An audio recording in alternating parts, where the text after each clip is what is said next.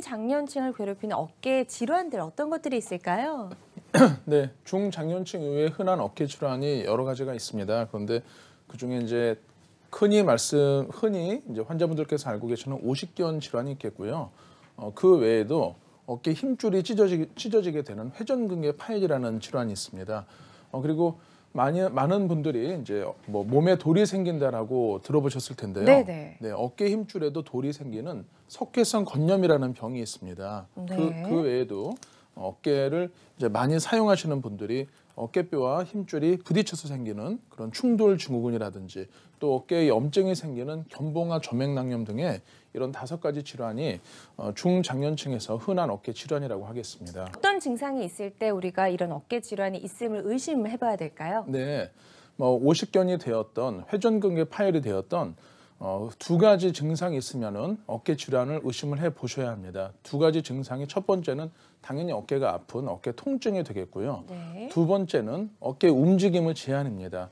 예를 들어서 팔을 올리기 어렵고 아프시다든지 혹은 평상시에 옷을 잘 입을 수 있었는데 옷을 입고 벗기가 어렵다면은 네. 어깨가 굳어지는 오십견을 생각을 해 볼 수가 있겠고요.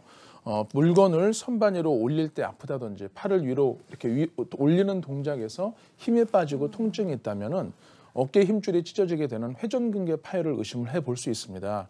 하지만 어깨 질환은 이 질환 간의 오십견이 되었던 회전근개 파열이 되었던 질환 간의 증상이 아주 유사한 경우가 많고요. 또 어깨는 무릎이나 허리랑은 달리 사용하지 않으면 통증이 없기 때문에 방치되는 경우가 많습니다. 따라서 이러한 증상이 있으시다면 조기에 전문 의료진을 찾아서 어깨 질환의 유무를 진단을 받아보시는 것이 좋겠습니다. 특히나 한국인들이 겪는 어깨 통증 중에서 가장 많은 부분을 차지하는 어깨 질환이 있다면서요? 네네. 어떤 건가요? 많이 알려진 오십견이 있는데요. 흔히 어깨가 아프다고 하시면 오십견 하시는 경우가 많습니다. 네네. 하지만 사실상 중장년층에서 40대 이후에서 어깨 통증의 70% 이상을 차지하는 질환은 오십견이 아니라 어깨 힘줄이 찢어지게 되는 네. 회전근개 파열이라는 질환입니다. 요거 좀 의외다라고 생각하시는 네네, 분들 계실 것 맞습니다. 같아요. 먼저 회전근개 파열이 무엇인지 설명드리기 전에 네. 회전근개가 무엇을 뜻하는지 말씀을 드리겠습니다. 어깨가 이제 뼈로만 구성되어 있으면은 우리가 어깨를 움직일 수가 없지 않습니까? 그렇죠. 그래서 어깨를 위로 올려주거나 뒤로 돌려주는 역할을 해주는 그 근육과 힘줄들이 있습니다. 그러한 어깨 근육과 힘줄을 회전근개라고 지칭을 하는데요. 네. 회전근개 파열은 이러한 어깨 회전근개 힘줄이 노화가 되었던 외상이 되었던 손상이 되고 찢어지는 질환이 되겠습니다. 네. 사실상 외상의 경우보다는 노화로 찢어지는 경우가 90% 이상이고요. 마치 옷을 오래 입으면은 옷이 해져가지고 이제 닳아져서 구멍이 생기지 않습니까? 그렇죠. 이런 것처럼 이 어깨 힘줄이 이제 이렇게 노화가 되어서 구멍이 나는 이렇게 찢어지는 질환이 회전근개 파열이 되겠습니다. 네. 이 회전근개가 파열이 됐는지 아닌지 어떤 방법으로 우리가 좀 진단을 네. 할 수가 있을까요? 네. 엑스레이로는 사실은 회전근개 파열은 진단이 되지가 않습니다. 우리가 흔히 정형외과를 가면은 뼈의 골절 유무를 보기 위한 경우도 있지만 네. 뼈의 모양이라든지 퇴행성 정도를 보기 위해서 엑스레이를 찍게 되는데요.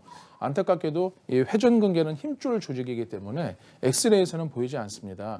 하지만 그렇다고 해서 고비용의 MRI나 CT만 회전근개를 진단하는 것이 아니고요. 네. 아주 간단하게 초음파로 진단하는 방법이 있습니다. 저희가 보여드리자면은 왼쪽 그림에서 보시면은 이 왼쪽은 어깨 엑스레이의 사진인데요. 엑스레이에서는 회전근개 힘줄이 보이지가 않거든요. 뼈만 지금 하얗게 보이는 맞습니다. 거죠? 이 예. 빨갛게 저희가 표시한 것은 실제로 이렇게 보이는 것이 아니라 정상 회전근개가 있는 모양을 저희가 색깔로 이렇게 색칠을 해놓은 것입니다. 네. 그런데 회전근개 힘줄은 이 힘줄 조직이기 때문에 굳이 MRI를 찍지 않고도 이런 정밀한 초음파를 통해서 관찰이 쉽게 가능합니다.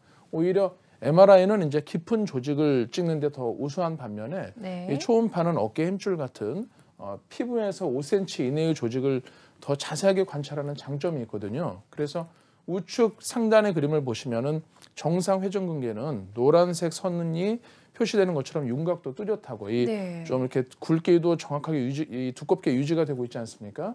그런데 우측 하단에 파열된 회전근개를 보시면은 이게 윤곽도 좀 불분명하고 이 위에 비해서 이 가늘어진 양상을 볼 수 있습니다. 네. 따라서 쉽게 초음파로 진단이 되기 때문에 어깨가 아프다고 하셔서 너무 이렇게 진단을 미루실 필요가 전혀 없다고 말씀드릴 수 있겠습니다. 그렇게 회전근개가 파열이 됐다라고 하니까 일단 이거를 그냥 치료하기는 좀 힘들 것 같고 네네. 수술해야 되는 게 아닌가 이렇게 생각하실 것 같은데 어떤가요? 네.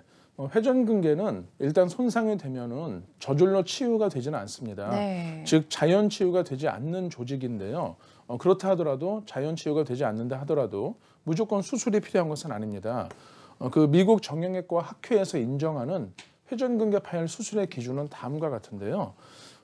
첫 번째는 보존적인 치료, 그러니까 일반적인 치료를 하였음에도 불구하고 6개월에서 12개월 이상 상당히 오랜 기간이죠. 1년 이상 통증이 지속되는 경우나 네. 혹은 파열의 크기가 3cm 이상인 경우, 그리고 멀쩡하셨던 분이 갑작스럽게 외상으로 다쳐서 파열이 일어난 경우 외에는 사실은 수술보다는 보존적인 치료를 먼저 시행을 하도록 미국 정형외과 학회에서 권고하고 있습니다. 네. 따라서 파열이 있다고 무조건 수술하는 것이 아니기 때문에 이런 어깨 통증이 있거나 파열이 의심되는 증상이 있으실 때는 네. 뭐 수술을 두려워하셔서 병원을 찾아가지 않으실 것이 아니라 뭐 가까운 전문 병원에 어깨 전문 병원에 가셔서 상담을 받아보시는 것이 중요합니다. 반드시 수술을 꼭 해야 하는 경우를 설명해 주셨으니까요. 이 경우가 아님에도 불구하고 지속적으로 통증이 있다 하면 이제 수술 외에 다른 치료를 좀 받아야 될 텐데요. 어떤 치료법들이 있을까요? 네네. 여러 가지 방법들이 있는데요. 뭐 수술도 있고 비수술도 있고 다양한 방법들이 있습니다. 그런데 많은 분들께서 이제 환자분들께서 궁금해하시는 것이 어깨 회전근개가 찢어졌다면 이것이 자연 치유가 되진 않는데 그렇다면 네. 바로 수술을 해야 되지 않느냐. 그런데 수술의 적응증을 아까 말씀을 드렸지 않습니까?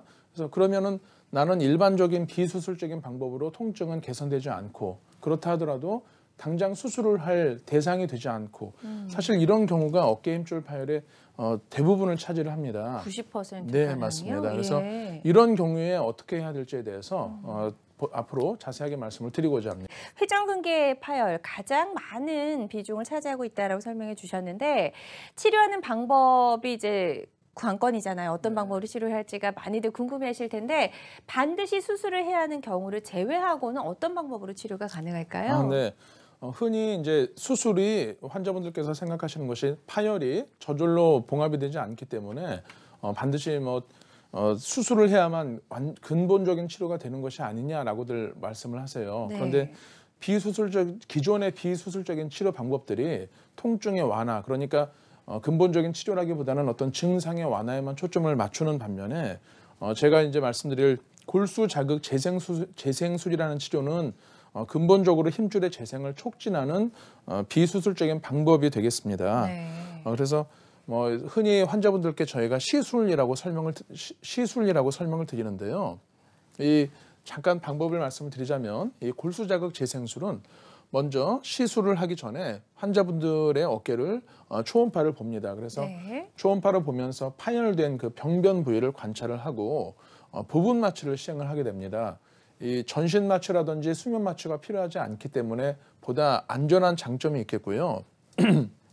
이후에 부분 마취가 되면은 이제 환자분과 1대1로 대화를 하면서 시술을 진행을 합니다. 그래서 파열된 회전근개 부위의 뼈에다가 그 파열된 힘줄의 아래 뼈에다가 1mm 정도 크기 아주 작은 바늘로 구멍을 여러 개 뚫게 돼요. 그러면 이렇게 생성된 여러 개의 작은 구멍에서 이 골수가 나오게 됩니다. 네. 그런데 이 골수에는 우리 몸에 그 치유를 촉진하는 치유인자들, 그러니까 흔히 이 줄기세포라고 흔히들 말을 하시는데요. 이 골수 안에 이 치유인자들이 이제 흘러나오게 되면서 파열된 어깨힘줄의 재생을 근본적으로 촉진하는 방법이 되겠습니다. 네. 이것은 이제 미국 정형외과 그 학회 회장을 역임한 그 닥터 스나이더라는 그 박사에 의해서 한 10년 전에 개발이 되었는데요. 이미 미국에서는 논문도 많이 보고가 된 바 있고 미국의 이제 그 교과서에도 실려 있는 그런 시술이 되겠습니다. 네. 그래서 상당히 이제 많은 데이터가 축적된 방법이라고 하겠고요. 조금 더 자세히 살펴보자면은 이건 이제 그림을 아주 확대한 사진입니다. 실제로는 네. 이 바늘이 이렇게 크지가 않고 예, 약 한 1mm 정도에 불과하거든요. 예. 그래서 파열된 회전근개 아래의 뼈에다가 그림에서 보시는 것처럼 작은 구멍을 이 특수한 바늘로 뚫게 됩니다. 지금 마치 이제 벌집처럼 구멍이 여러 개가 뻥뻥뻥 나 있지 않습니까? 보이네요. 그러면은 오른쪽 그림에서 보시는 것처럼 이 생성된 구멍에서 이런 골수가 나오게 돼요. 네. 흔히 골수가 무슨 색일까 또 물어보시는 분들도 많으신데요. 실제로 보면 골수는 주된 성분은 지방이지만 이런 검붉은 피가 나오게 됩니다. 네. 그래서 이런 골수에 있는 그 줄기세포 같은 여러 치유 촉진 인자들이 계속 흘러나오면서 파열된 힘줄의 재생을 촉진해 주자라는 것이 골수 자극 재생술 치료법의 어떤 핵심이 되겠습니다. 네, 일단은 전신 마취 없이 부분 마취를 통해서 하는 시술이다라고 설명을 해주셨는데 이 골수 자극 재생술이 어깨 부위 외에도 혹시 뭐 우리 몸의 다른 부위에도 사용이 되나요? 네네.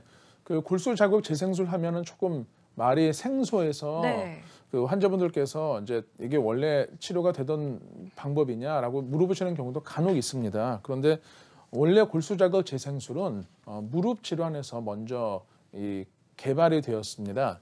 흔히 퇴행성 관절염이라고 하죠. 무릎에 이제 관절염, 즉 연골이 닳아지는 퇴행성 관절염에서 먼저 개발이 된 방법인데요. 그림에서 보시면은 이제 무릎 연골 재생을 위한 골수 자극 재생술을 간단하게 설명을 한 그림입니다. 네. 그 퇴행성 관절염이 되면은 무릎에 이렇게 이제 연골이 닳아지게 됩니다. 그래서 연골이 닳아져서 이 뼈가 노출이 되는 말하자면 아스팔트 도로에 이제 구덩이가 파이는 것처럼 연골 결선부가 생기게 되는데요. 네네. 그럼 연골 결선부에 아까 저희가 보여드린 그런 특수한 작은 바늘로 구멍을 여러 개를 뚫게 됩니다. 그러면 벌집처럼 이렇게 구멍이 뻥뻥 뚫려 있지 않습니까? 그럼 여기서 골수가 또 계속 나오게 돼요. 그래서 약 6개월째 이제 관찰을 하게 되었을 때 이 골수에 있는 치유인자 성분들이 보시다시피 이제 연골을 재생을 한다라고 하는 방법이 되었고요. 이 방법은 무릎에서는 개발된 지가 뭐 한 20년 이상 되었습니다. 그래서 시술 전후 사진을 또 비교를 해보자면 네. 시술 전에는 하얗게 이제 보이는 것이 정상 연골이고요. 무릎은 이 연골이 닳아져서 뼈가 드러나 있는 사진입니다. 근데 시술 직후에 이제 구멍을 저희가 여러 개를 뚫고 골수 자극 재생술을 무릎에다가 시행을 했고요. 시술 후 6개월째 관찰했을 때 이렇게 보시는 것처럼 연골이 잘 이쁘게 생겨 있는 것을 알 수 있었습니다. 그래서 이런 연골이 생기면은 아무래도 뼈가 직접 닿지 않기 때문에 인공관절 같은 큰 수술을 하지 않고도 오랫동안 무릎을 쓸 수 있지 않겠습니까? 그렇죠. 이러한 방법을 어깨에다가 이제 도입을 한 것이 어깨 회전근개 파열의 치료로 사용이 되는 골수 자극 재생술이 되겠습니다. 네, 그래서 골수 자극 재생술이 사실은 어깨보다는 무릎 쪽에 네네. 치료에 먼저 좀 사용이 되다가 이제 최근 들어서 이제 어깨 쪽에도 이렇게 활용이 되고 있다라는 설명을 저희가 좀 들어봤습니다.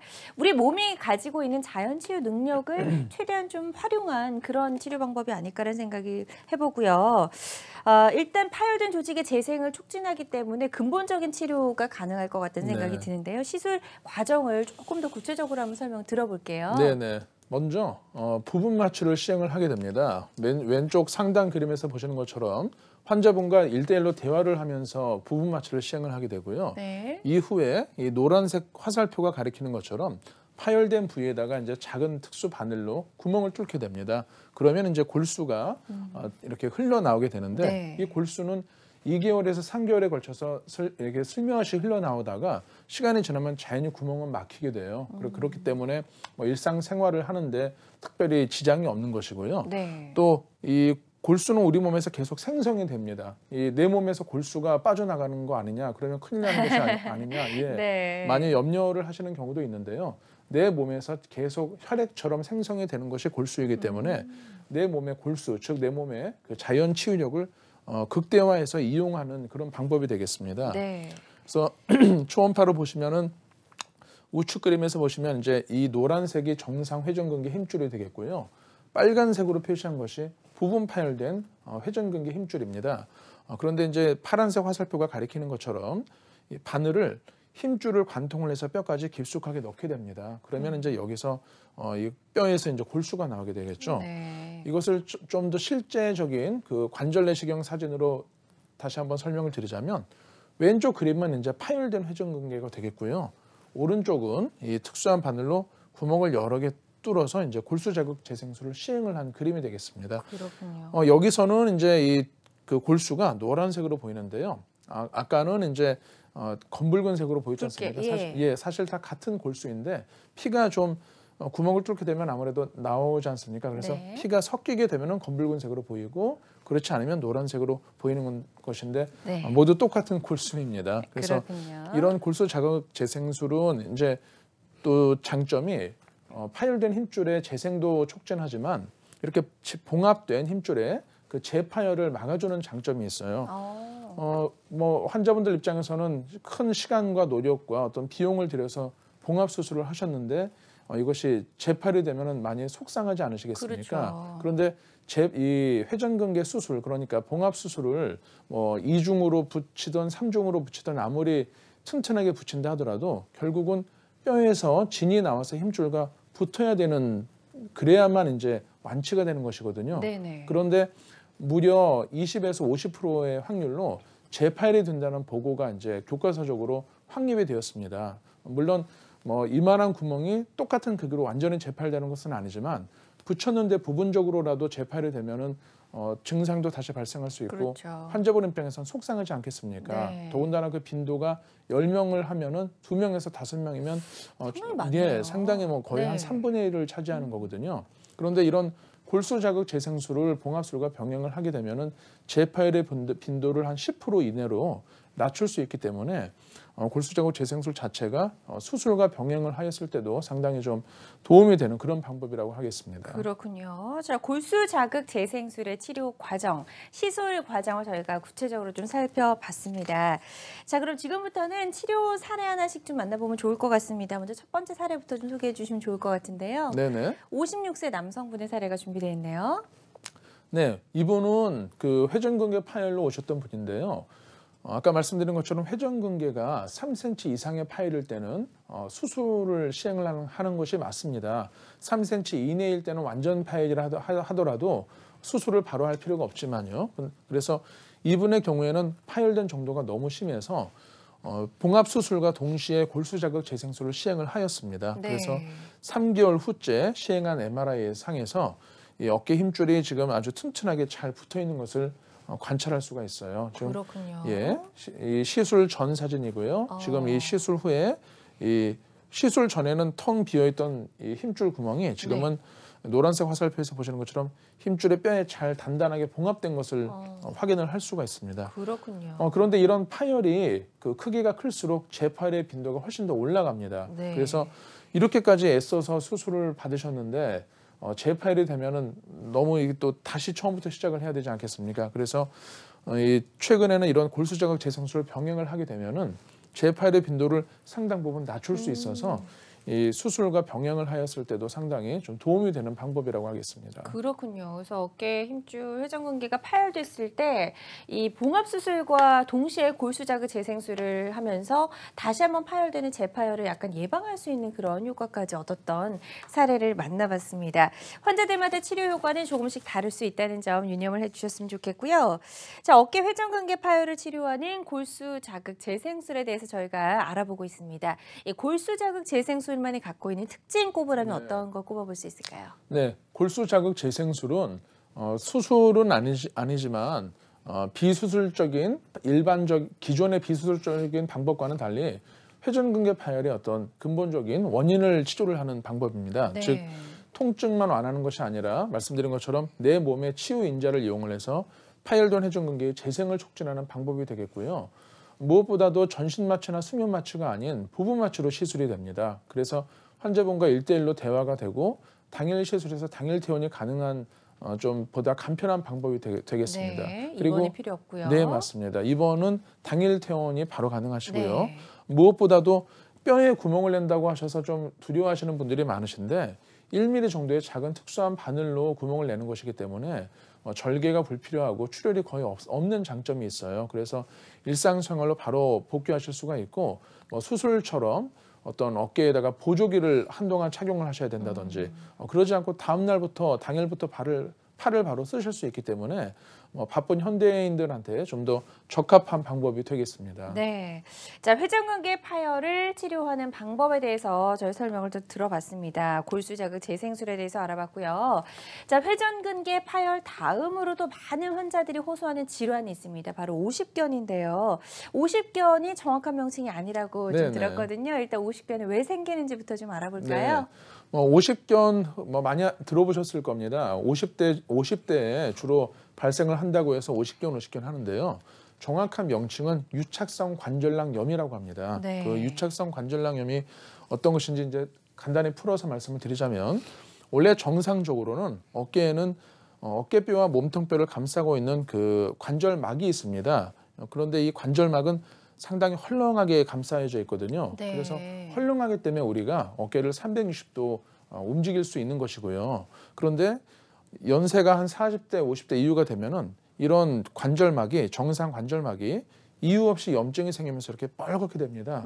그러면서 이 헐렁했던 관절막이 뼈에 이렇게 늘러붙게 돼요. 즉 유착이 되는 것이죠. 그래서 용어를 풀어서 말씀을 드리자면 관절낭, 그 주머니 낭자입니다. 관절을 싸고 있는 그 막에 염증이 생기면서 이게 유착이 된다, 들러붙는다라는 네. 병이 오십견이 되겠고요.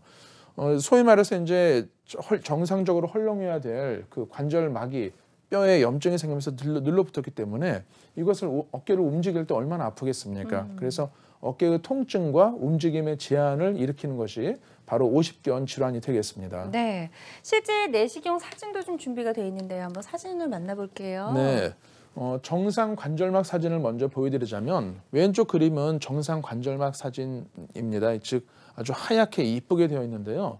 이 공간도 넉넉하고 하얗게 되어 있는 것을 볼 수 있습니다. 그런데 오십견이 있는 관절막을 보게 되면 염증으로 아주 벌겋게 되어 있는 것을 볼 수가 있고요. 색깔이 아주 다르네요. 네, 맞습니다. 색깔도 좀 무섭게 생겼죠. 네. 그래서 영어로는 이것을 이제 앵그리, 그 화가 났다라고 표현을 합니다. 그래서 이 오십견의 관절막은 앵그리, 그 아주 화가 난 염증이 시뻘건 이런 관절막이 네.